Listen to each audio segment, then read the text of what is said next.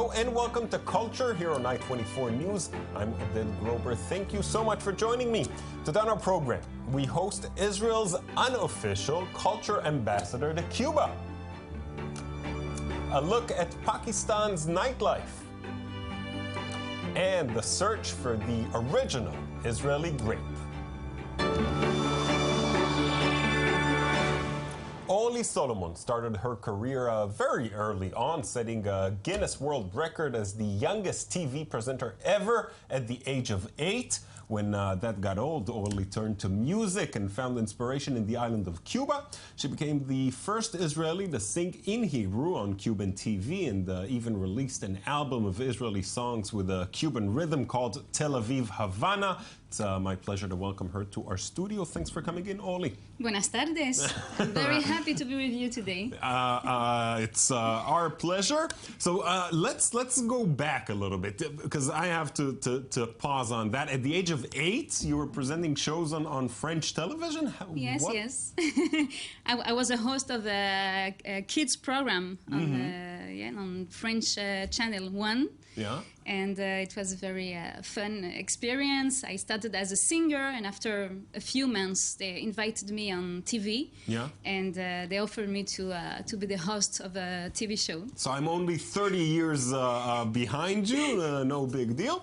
All right. So the years passed, and how did the initial connection to Latin music, to Cuba, how did that come around?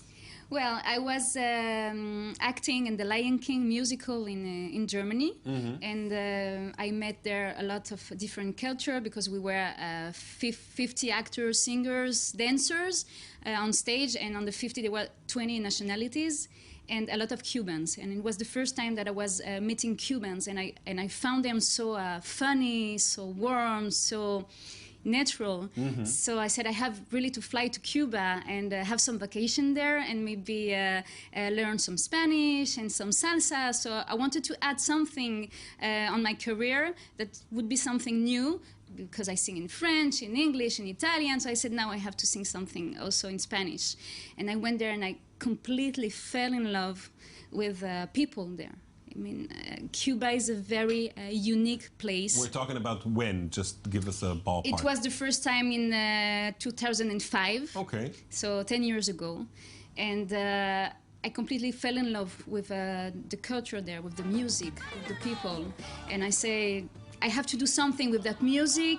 It reminds me of Israel, the behavior of the people, so, and also the music, the percussion. So I have to do like Israeli songs with Latin rhythm.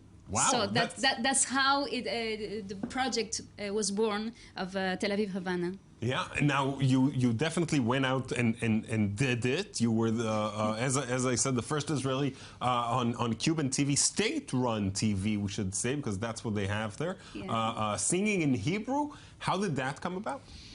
Well, I arrived with my CD, and at the beginning, I have to say, it was a little bit hard, because they had no Israelis really around Cuba. There is no embassy there. Yeah. There is no representation of Israel there.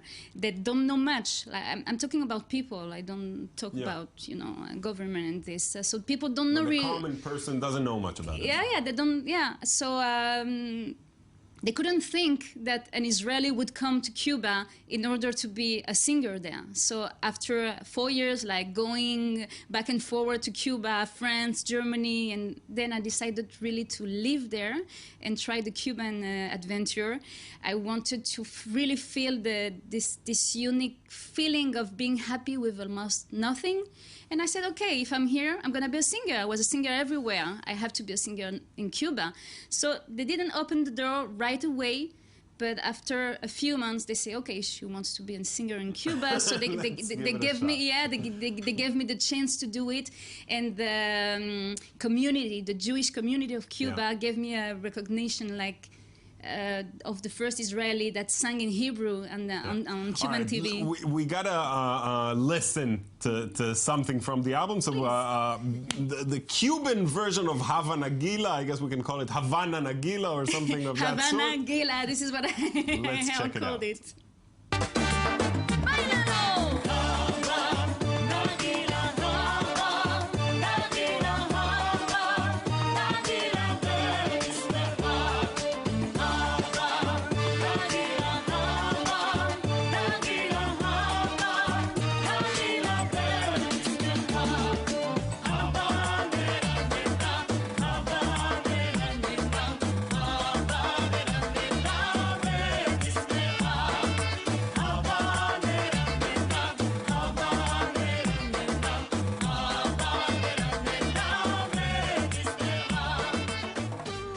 It's a very fun mix, I have to say. I never heard a version quite like this before.